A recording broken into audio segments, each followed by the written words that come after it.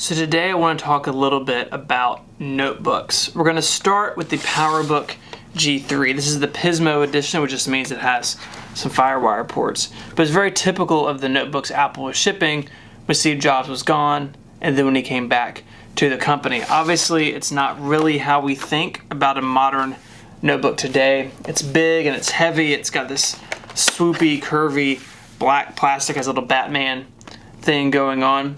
But there are a couple of things that are worth mentioning today. The first, obviously, besides the design, is the flexibility of the system. Apple included two expandable bays, so you could pop these doors open here and pull out a module. Mine is set up with a battery and an optical drive. You could do two batteries. Apple said this would get you all-day battery life. In reality, it was only about 5 hours, but it's flexible. You could change what your notebook had in it to suit your day.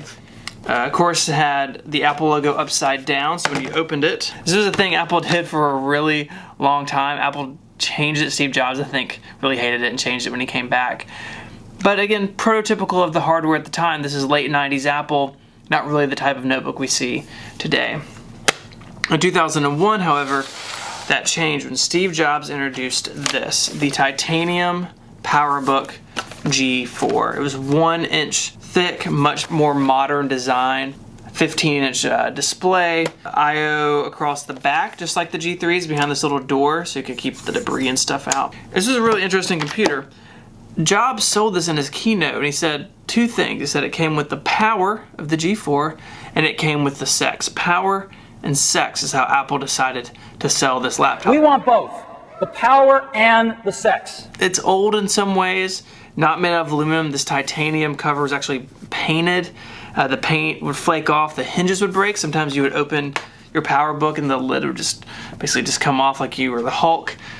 A little fragile, but an important machine. It really modernized the notebook platform Apple was selling.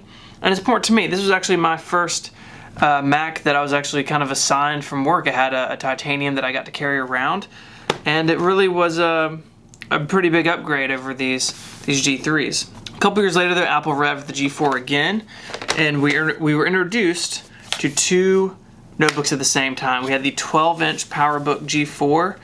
Titanium was gone. They were built with these aluminum enclosures, new silver keycaps. The 12-inch, the keyboard went all the way to the edge. 12-inch, though, had a big brother, a much bigger brother.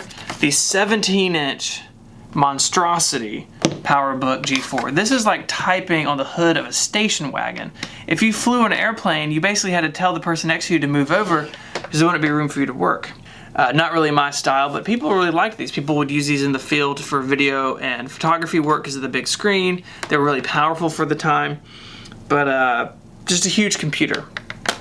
Now the 12 and the 17 were sold alongside the titanium for quite a while. It was actually not till a little bit later that the aluminum 15-inch came along. That's this guy here.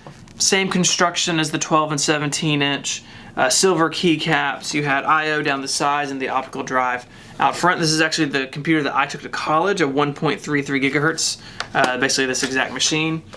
And I think for a long time, the 15-inch was kind of the default. The 12 was great if you really wanted portability and you would sacrifice a little bit of power. The 17-inch was great if you needed the most computer you could buy to take with you in the field.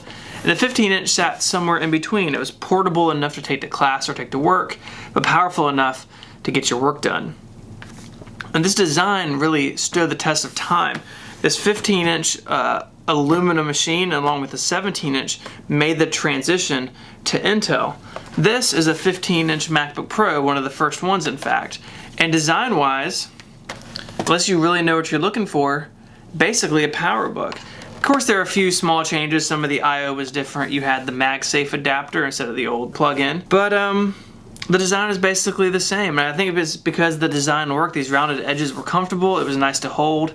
This is obviously a little bit thinner and a little bit lighter than the G4. But all in all, still a really solid design. Until the MacBook Air came along. The MacBook Air introduced a unibody construction. Basically, Apple takes a block of aluminum, carves out all the guts, puts the computer inside of it, and puts a thin bottom case just to tidy it all up. And not made up of a bunch of internal frames and components like these aluminum machines were. So if you look at the modern machine, this is the current day 15-inch Retina MacBook Pro. This is my computer. This is what I'm going to edit this video on. It's thin and it's light, but it kind of reminds me of the titanium. In fact, the Tiebook had the same construction where everything in here is built into the case, and the bottom cover is just a thin piece of metal just to hold it all together.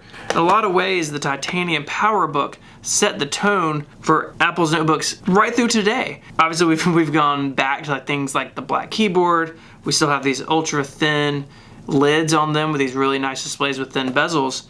But the Tiebook, this titanium PowerBook G4 from 2001, set the stage for what we have today in 2016. I think that's pretty cool. I think it's fun to see how Apple's design evolves over time. When you have 7 notebooks on your desk, you can do that. Anyways, thanks for checking out today's video. Be sure to go subscribe. Adios.